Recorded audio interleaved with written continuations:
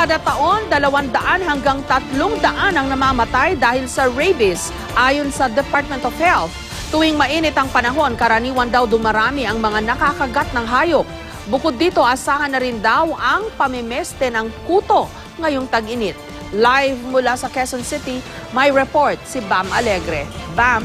Ma'am Jessica, ngayong huling araw ng Marso, matatapos na rin yung National Rabies Awareness Month at kilalanin pa nating mas mabuti ang sakit na yan dito sa aking report. Cute na cute at kadalas ay katuwang natin sa buhay. Pero ang mga alagang aso at pusa, hindi sa lahat ng pagkakataon nagiging man's best friend.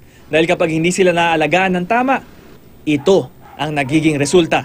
Ayon sa Department of Health, 200 hanggang 300 pa rin kada taon ang namamatay dahil sa rabies. At ngayong tag-init, mas marami raw ang naitatalang kaso ng mga nakakagat ng hayop. Regardless kung meron o wala, maganda madala ka agad sa doktor para ma-evaluate, hindi lang dahil sa rabies, kundi yung klase ng sugat din. Baka may kailangan gawin, kailangan bigyan din natin tetano. Pero ang rabies, hindi lang sa aso at pusa nakukuha. Pwede rin itong makuha sa kahit anong warm-blooded na hayop. Rabies is a virus infection that usually destroys the nervous system. Fatal ito in dogs, also in humans. It's already an old disease. So nauna pa ito sa may tao. Kung saan talaga siya nanggaling, nobody really knows. Makukumpirma lang na may rabies ang isang hayop kapag namatay na ito at nasuri ang utak sa laboratorio.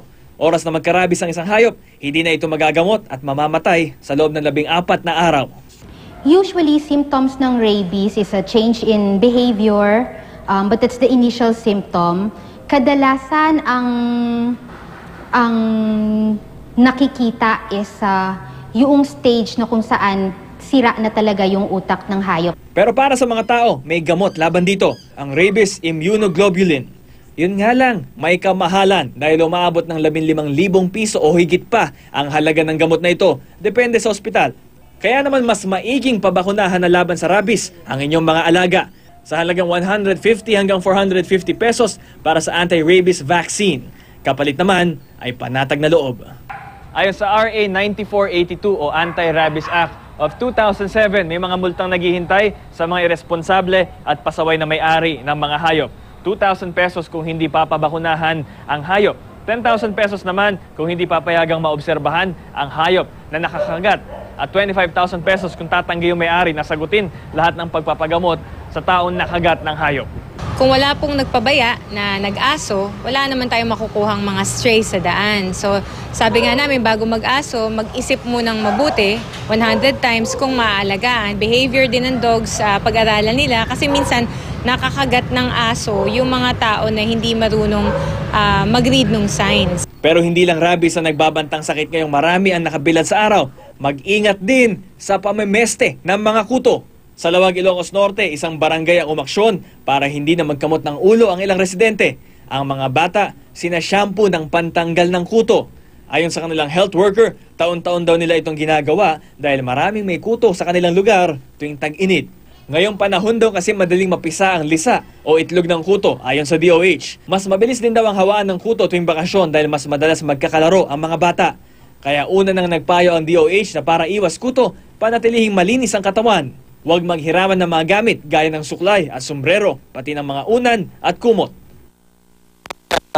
Ang bansa ang protocol kapag ang isang hayop ay nakagat at meron itong rabies ay ang euthanasia o ating